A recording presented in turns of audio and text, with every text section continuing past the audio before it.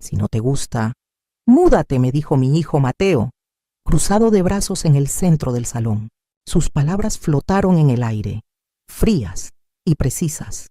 Lo miré desde mi sillón de lectura, asimilando que me estaba echando de la casa que mi difunto esposo y yo habíamos pagado con décadas de trabajo. Mateo se había mudado conmigo hacía un año junto a su esposa, Lucía, supuestamente para hacerme compañía y ahorrar para su propia vivienda. Sin embargo, en cuestión de meses, Lucía había reorganizado los muebles, cambiado las cerraduras por seguridad y establecido horarios estrictos de silencio. Yo, Noelia Iglesias, me había convertido en una invitada molesta en mi propio hogar. Ese día, el conflicto estalló porque Lucía me presentó una hoja de cálculo. Según ella, los gastos de luz y agua habían subido, y yo debía pagar un alquiler de 600 euros al mes por ocupar el dormitorio principal. No grité, no lloré. Me limité a mirar a mi hijo, esperando que él interviniera. Pero Mateo, siempre tan dócil ante su esposa, desvió la mirada y soltó su ultimátum. Asentí lentamente. Cerré el libro que tenía en las manos y me puse de pie. Entiendo fue lo único que respondí, dejándolos solos con su victoria temporal. El silencio de la casa de repente me pareció diferente. Ya no era un hogar, era una sala de espera. A la mañana siguiente, bajé a prepararme un café y encontré a mi hija Elena sentada en la isla de la cocina. Lucía le estaba sirviendo tostadas con aguacate y jamón ibérico. Elena visitaba la casa casi todos los días. Siempre llegaba con las manos vacías y se iba con tuppers llenos de comida. Estaba casada, vivía en un apartamento lujoso con su marido, pero afirmaba que estaban construyendo su futuro y necesitaban ahorrar. Lucía, tan estricta con mis gastos, trataba a Elena como a una reina. Sabía que Elena tenía influencia sobre Mateo, y Lucía era experta en comprar lealtades. Mamá, hemos decidido que Elena puede usar el cuarto de invitados como su oficina personal, anunció Mateo, entrando a la cocina. Necesita un espacio tranquilo para su nuevo proyecto, y por supuesto, ella no pagará gastos.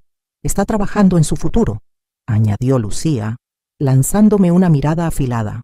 Tomé mi taza de café.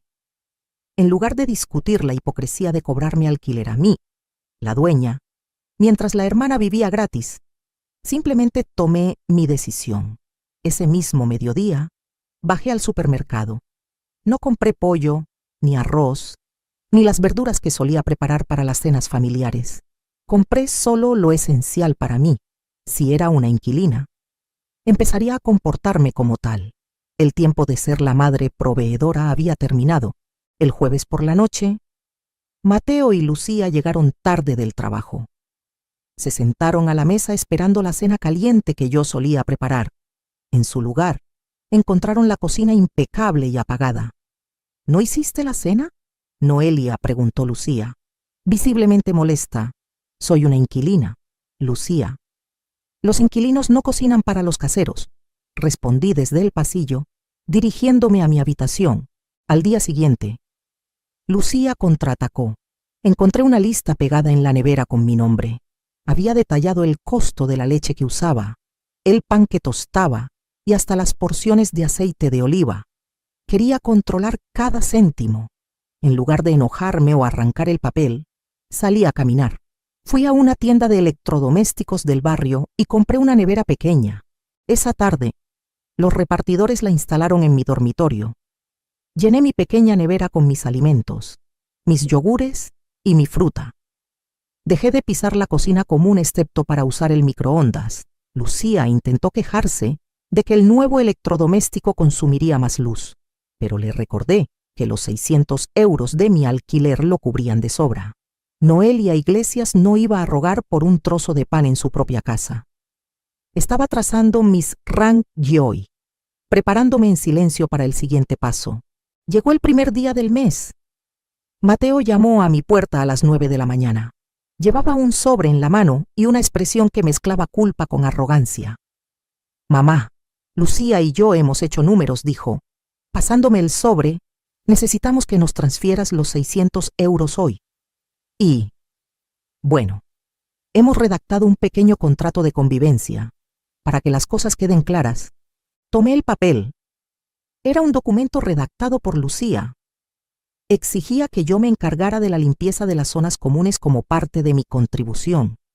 Limitaba mis visitas y, lo más insultante, establecía que Elena tenía prioridad para usar el cuarto de baño grande porque estaba muy estresada con su proyecto. Me tomé un momento para mirar a mi hijo. Recordé cuando le enseñé a atarse los zapatos, cuando trabajé dobles turnos para pagar sus estudios. Ahora, era un hombre adulto intentando exprimir a su madre para complacer a su esposa. Si no firmas y pagas, ya sabes lo que te dije. Puedes buscar otro lugar, repitió Mateo, tratando de sonar firme. Tienes razón, Mateo, dije, doblando el papel y guardándolo en mi bolsillo. Entiendo perfectamente la situación. Te daré mi respuesta definitiva mañana por la mañana.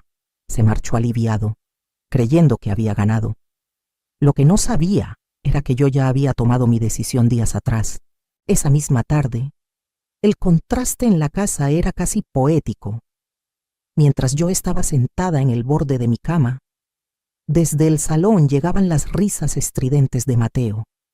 Lucía y mi hija Elena habían pedido comida a domicilio y, por el tintineo de las copas, supe que habían abierto una de las botellas de vino que mi difunto esposo solía guardar para ocasiones especiales. Celebraban, conversaban y actuaban con la absoluta tranquilidad de quienes se creen reyes de un castillo que no han construido. Encendí mi ordenador portátil. Lo apoyé sobre mis rodillas y ajusté mis gafas de lectura.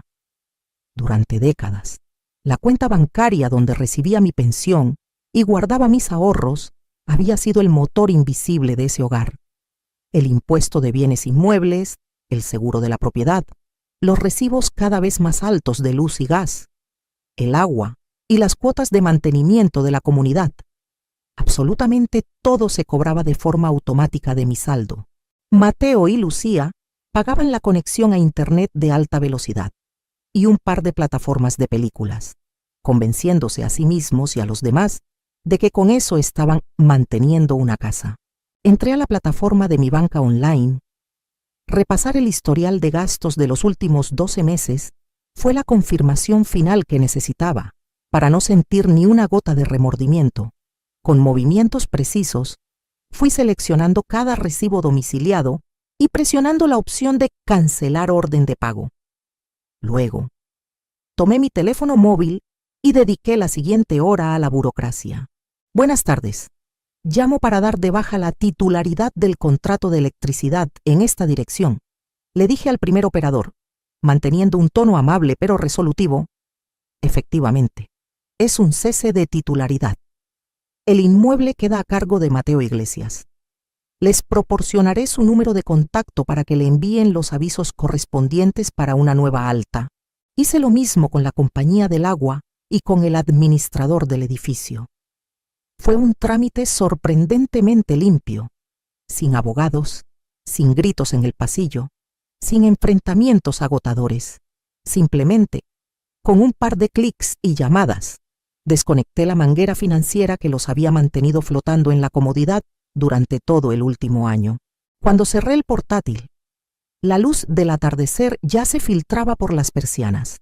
Fui al fondo de mi armario y saqué 2 maletas grandes. Comencé a empacar con una frialdad metódica que hasta a mí me sorprendió. Doblé mis blusas, guardé mis abrigos y seleccioné el calzado que realmente usaba. Dejé en las perchas la ropa que ya no me ponía y los abrigos que Lucía solía tomar prestados sin decírmelo. Guardé mi joyero, mi documentación médica y financiera y cerré las cremalleras. Mientras yo empacaba mi vida en silencio, al otro lado de mi puerta las risas continuaban. Brindaban por sus propios éxitos, completamente ajenos al hecho de que el suelo financiero sobre el que pisaban acababa de desaparecer. Todo estaba listo. Ahora solo debía sentarme a esperar a que la casa se durmiera. Había alquilado el apartamento a 4 manzanas de distancia hace un mes, anticipando que la convivencia terminaría rompiéndose. Era un espacio pequeño, luminoso, con una terraza perfecta para mis plantas y, lo más importante, estaba a mi nombre. Lo había pagado con mis ahorros personales, esos que Lucía tanto había intentado descubrir husmeando en el correo que llegaba a casa. Esperé pacientemente a que dieran las 2 de la madrugada. La casa grande estaba sumida en un silencio absoluto, interrumpido solo por el leve zumbido de la nevera en la cocina. Me moví por los pasillos que conocía de memoria, sin encender las luces, con la ayuda de don Arturo, un vecino de confianza que tenía una furgoneta, y la discreción de un monje. Comenzamos a bajar mis cosas. No me llevé muebles pesados ni el televisor que yo misma había comprado. Empaqué solo lo esencial: mi ropa, mis joyas, mis libros favoritos y una pequeña caja de madera con las fotografías de mi difunto esposo. Cada caja que cruzaba el umbral era un ancla menos que me ataba a ese lugar. Don Arturo trabajaba en silencio, asintiendo con respeto, entendiendo la situación sin necesidad de hacer preguntas incómodas. Mientras él cargaba la última maleta, di un paseo final por la sala de estar. Observé los muebles que Lucía había reordenado y las cortinas nuevas que había colgado sin consultarme. Ya no sentía ninguna conexión con esas paredes. El hogar se había esfumado hacía mucho tiempo. Antes de salir por la puerta principal, me dirigí a la cocina. Sobre la encimera de mármol, bajo la tenue luz de la campana extractora, dejé mis llaves al lado. Coloqué el ridículo contrato de convivencia de Lucía, intacto y sin firmar.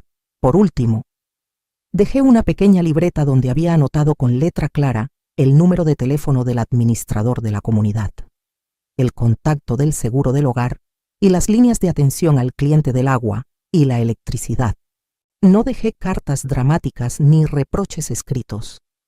Cerré la puerta detrás de mí, escuchando el suave clic de la cerradura.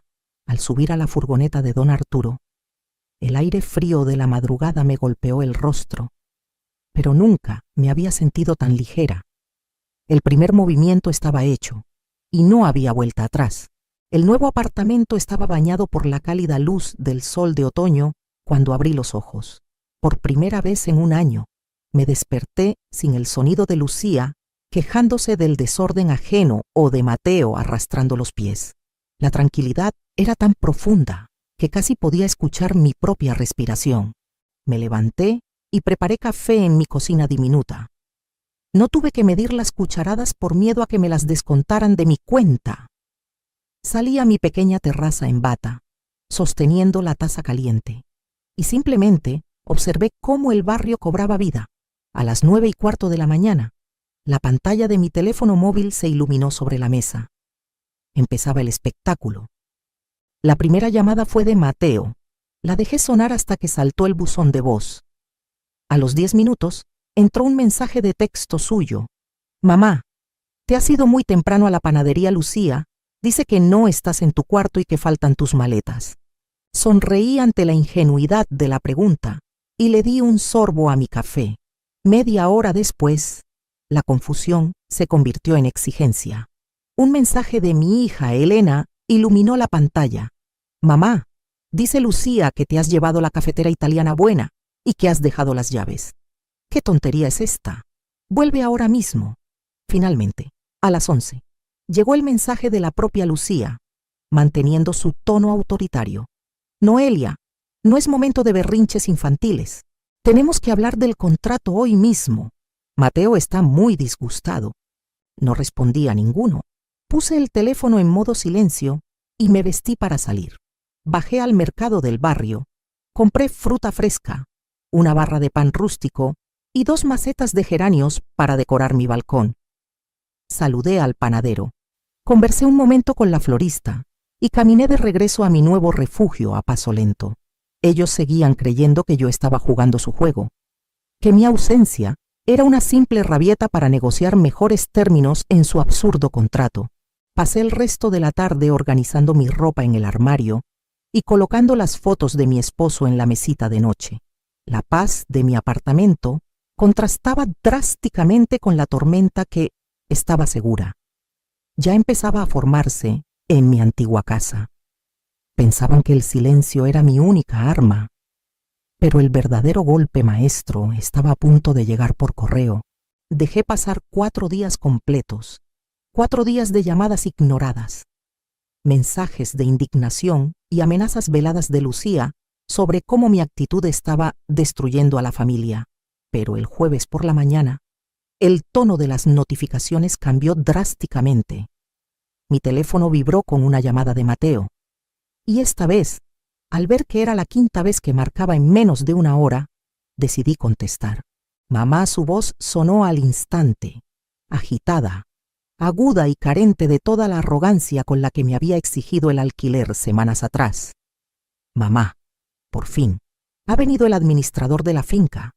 Dice que la cuota trimestral de la comunidad ha sido devuelta por el banco y nos acaba de llegar un aviso de la compañía de la luz amenazando con un corte por impago. Hubo un error en el banco.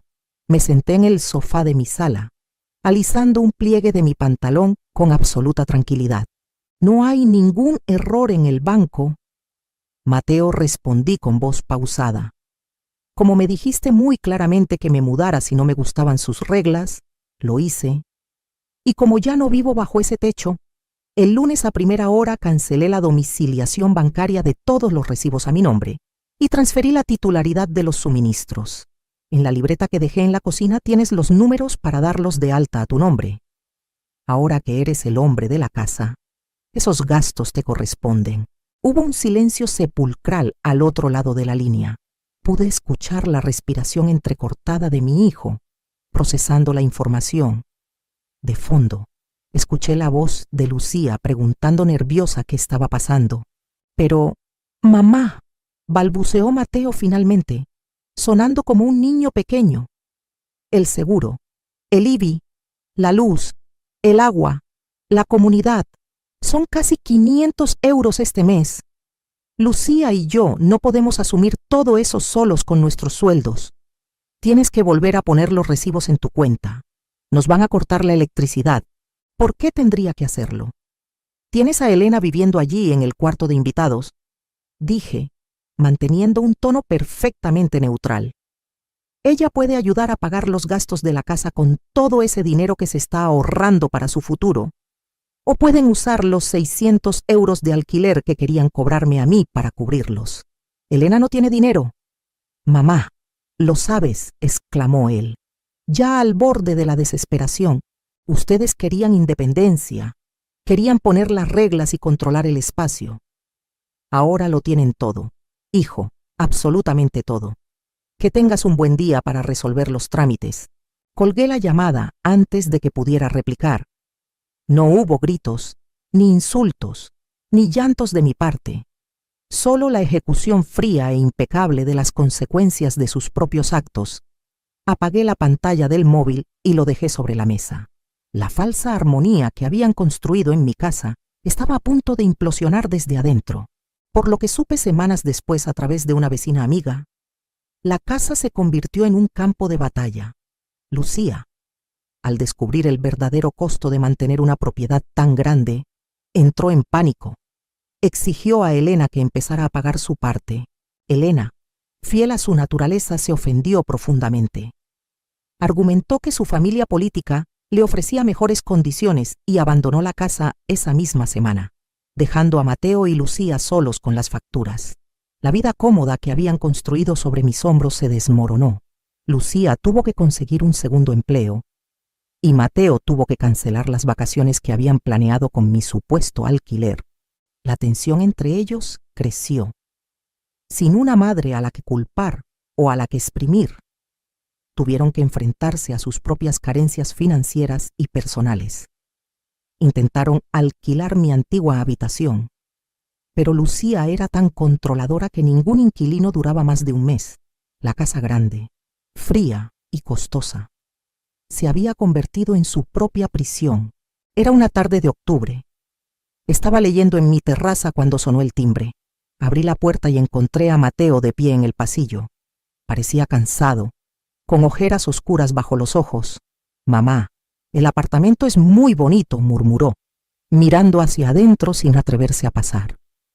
Gracias, Mateo, ¿qué necesitas? Pregunté, manteniendo la puerta entreabierta. No lo invité a pasar. Esa era mi casa, mi santuario. Lucía y yo estamos pensando en vender el coche. Los gastos nos ahogan. Mamá, nos equivocamos. ¿Podrías ayudarnos este mes solo hasta que nos estabilicemos? Lo miré con la misma calma con la que lo miré el día que me pidió alquiler en mi propio hogar. No sentí rabia, ni siquiera tristeza, solo una profunda claridad. Tú me dijiste que esperara un futuro donde estaría sola. Mateo, pero estoy tranquila. Ustedes querían el timón del barco y se lo entregué. Ahora deben aprender a navegar. Cerré la puerta con suavidad, pero con firmeza. Me preparé un té caliente. Volví a mi terraza y observé cómo el sol comenzaba a ponerse sobre los tejados. Había perdido la propiedad de unos muros de ladrillo, pero a mis 68 años, finalmente, era dueña de mi vida. A veces, el mayor acto de amor propio no requiere gritos ni grandes enfrentamientos, sino la simple y silenciosa retirada de donde ya no te valoran. Crecemos creyendo que el papel de una madre es aguantar, ceder y dar hasta quedarse vacía, por la idea de mantener unida a la familia. Pero el amor incondicional no significa aceptar faltas de respeto, mucho menos en tu propia casa. Poner límites claros a los hijos adultos no es un acto de egoísmo, es un acto de supervivencia emocional.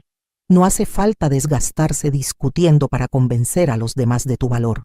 A veces, basta con dejar de sostener el techo que te está aplastando, dejar que los demás enfrenten el peso y las consecuencias de sus propias decisiones es, quizás, la lección más dura pero necesaria que podemos darles. Y sobre todo, nos recuerda una verdad fundamental. Nunca es demasiado tarde para empacar nuestras cosas, marcharnos en silencio y elegir nuestra propia paz mental.